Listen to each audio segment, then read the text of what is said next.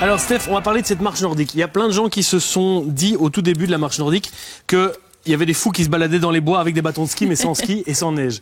En fait, non, c'est de la marche nordique. Et effectivement, il y a plein de gens qui ont envie de se lancer dans... Ça mobilise énormément de musculature. Exactement. Donc la marche nordique a été initiée en Finlande pour permettre aux compétiteurs de ski nordique de continuer à s'entraîner durant la période estivale. Ok, donc c'est une pratique qui est une pratique d'adaptation. Voilà, elle fait actuellement des millions d'adeptes de tous horizons, puisqu'elle elle est avant tout un sport tout à fait accessible, tant en termes de coût que d'accessibilité tous âges. Les gros avantages de la marche nordique, parce qu'il faut absolument les citer, c'est qu'avant tout ça muscle le corps en globalité. C'est un exercice de plein air, donc ça va vous permettre de prendre l'air, de régénérer toutes vos petites cellules de l'intérieur. Et last but not least, c'est une dépense calorique intéressante, puisqu'on passe du simple au double entre la marche traditionnelle et la marche nordique.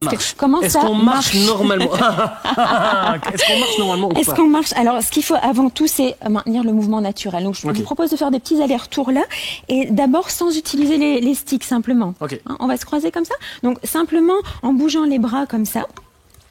Voilà, parce qu'il faut avoir le mouvement naturel. Ok, il faut pas marcher comme un robot.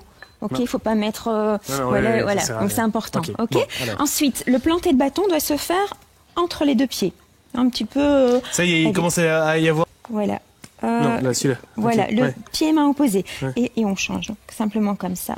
Voilà. Donc là, c'est vraiment le. Pas. Oui. Il y a toujours un bâton qui reste en l'air. Voilà. Et alors après, ce qui est important aussi, c'est quand vous avez planté le bâton devant, c'est que le bâton derrière, donc vous allez lâcher un petit peu les doigts comme ça. Donc c'est important de ne pas garder le bâton serré entre les doigts. Ça doit être un peu fluide. Ok. Vers l'arrière, ça doit être un peu fluide. On réessaye? Ok.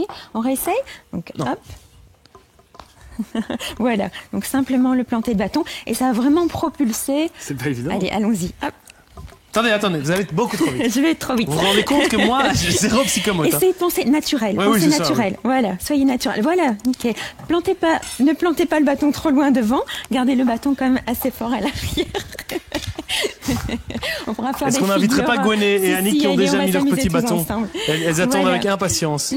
Donc c'est parti. Bien relâcher les doigts. Qu'est-ce qu'il y a, Gwen? Vous êtes encore en train de râler? Pas du tout. Je trouve ça super.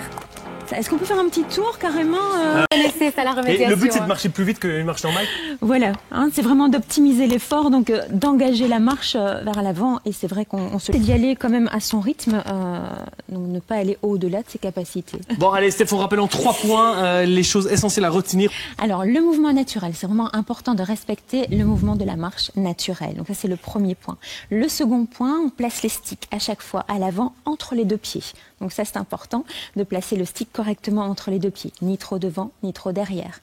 Et le troisième point, important également, c'est de bien relâcher le poignet à l'arrière, de permettre un mouvement vraiment fluide et une propulsion vers l'avant.